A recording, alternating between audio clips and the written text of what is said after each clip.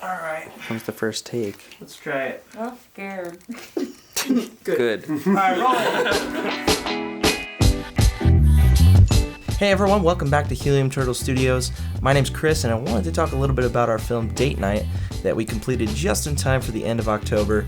And we had a real fun time making it with Michael Yadvish and Jackie Kuczinski, both fantastic actors, and a lot of this film actually wound up being improvisational from a camera standpoint and from an acting standpoint. So let's go ahead and talk about it.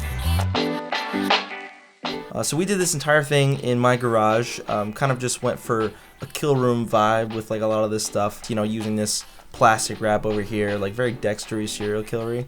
And for camera moves, I tried to keep everything as smooth as possible and as like tiny little movements, you know, really cinematic stuff. Actually, this first shot was very interesting because I was on the Ronin S and I was trying to keep the beginning as still as I could on the camera. And this one wound up being just like a little bit too shaky, so I tried warp stabilizing it and it just wasn't going well. So I wound up actually in After Effects having to kind of cut out this section from this section and warp stabilize this in a pass, and then warp stabilize all of this in one pass, and then recomposite it back together to get what you see here. Normally I would never do something that intense, but I was really determined to make the beginning of this piece as like still and like floaty as possible to get like, you know, those horror vibes from it. And one funny thing that happened here was you can actually still see the outline of it. There was actually a water bottle just kind of chilling right on the side there that somebody had left up. So I just quickly took a section of this window down from here and slapped it onto there. This is the first wide shot where you can kind of sort of see what kind of lighting was going on. Over here, we got just two big soft boxes blasting through that window. We have a Philips Hue bulb hanging from the ceiling, putting some light on our subjects. And then in the background here, we have, I think, just a tiny LED video light being naturally diffused by the painter strap that we used to like kind of cover the set. So that gave us a little bit of detail in our background and made it not just, you know, black. And then specifically made sure that the chainsaw looking thing was hanging in the window. So that was really the only thing I changed. Everything else is kind of there. Oh wait, hang on a second. There's another water bottle. Well, forgot about that one.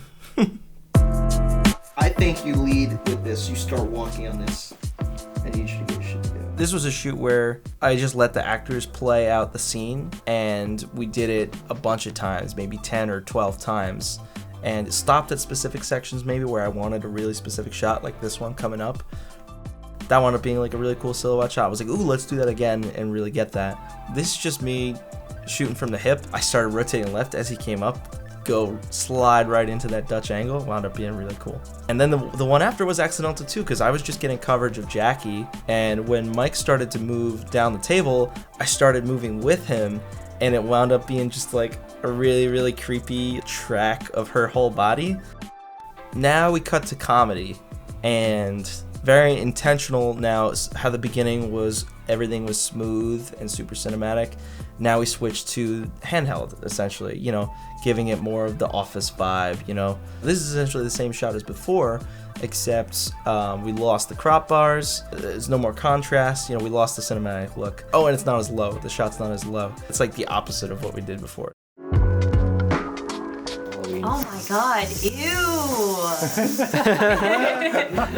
Wait till it bends down. Oh, it's a long way from lightsabers, man. What time is it gonna be? It's time to get a watch, right? 11:34. No. It's comedy time. It's comedy time. Yeah. Now we start to get into pretty much all improvisation. Mike and Jackie working together, trying to figure out what would be a comedic way to come in and out of horror constantly throughout this whole piece. There were at least 10 different iterations of every time they said anything. It offered a lot of flexibility, but it, you know, took longer to put together. So I think it wound up being okay for this, but if we did something longer form like this, it would have been way, way too much. No, it's a claw. Oh my god. I just started following you. I was like, oh, see where it goes. Mike just kind of found whatever was on the workbench that would be a funny way to cause her harm or whatever. In the first take he wound up going for was he found this rake or this gardening tool, and so he just started improvising with it.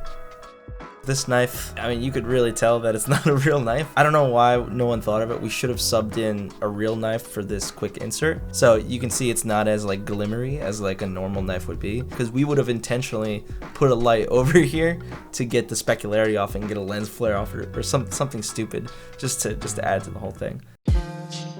Oh, so I didn't even talk about, so obviously the number one trick to all this stuff, to getting this light to diffuse properly and wrap around Mike, is fog.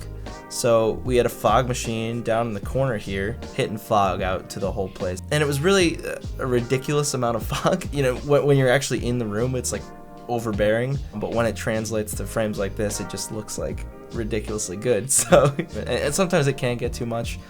It's really hard to judge because we're just using like a $30 smoke machine to do this stuff. Oftentimes it can be a little inconsistent, but for little stuff like this I think it just works beautifully. How we feeling, DP? I was gonna say. How we feeling?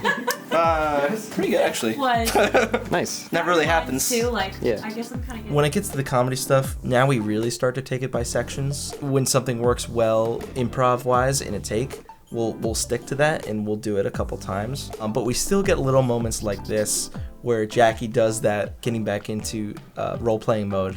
She only did that in one take, and in the editing room I was like, I gotta use that. She just did it so well and it really lent itself to the story. That drill hitting the table was completely accidental on Mike's part. He just kind of happened to graze the table with it. Wound up getting a great reaction of Jackie. Little things like that still come out regardless of how much we stick to a certain idea. What I want you to do. I'll just let this section Is that what play you here want? for a second. Yes. Is that what you want? Yes. You want to be killed? Yes. You want to be murdered? Yes. You wanna Oh, wait, die? what's that, Phil? You want to be Nick, hurt? that's not funny. Now you're scared, huh? Oh, okay, because now it's Nick, real, that's isn't not it? funny. Get that away from me. That whole section was basically, as we're going through this, we had no idea how we were going to end it.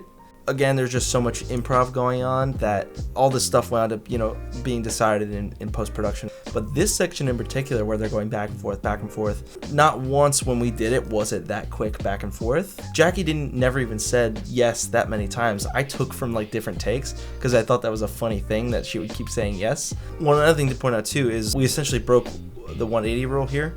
So we were, coming from behind them here, shooting back this way. And then we wrapped around this side and started shooting that way. We're losing a little bit of fluidness there in the cutting, but it looks too good to not shoot this way. And I had already shot the over-the-shoulder stuff. So if we were on a bigger production, not doing this so like crazy, would have tried to remedy that, but for this, it's fine. My original ending idea was to stand over here and get a shot of Mike facing that way, and then they would both fall out of frame and I would pan tilt to the window to kind of parody those shots in like sitcoms and stuff where they pan to the window to kind of imply what's going to go on. We didn't get it quite right. Yes. You gotta stay out, bro. Oh my god! And I guess we just forgot about it, so we never got it. So I got back into the editing room, I was like, oh my god, we don't have an ending. I wound up going to the garage the next night alone. I left the camera on a tripod up here shooting down, and I just did one take where I was messing up the plastic. Then I did a couple takes of me trying to get this shoe to fall correctly.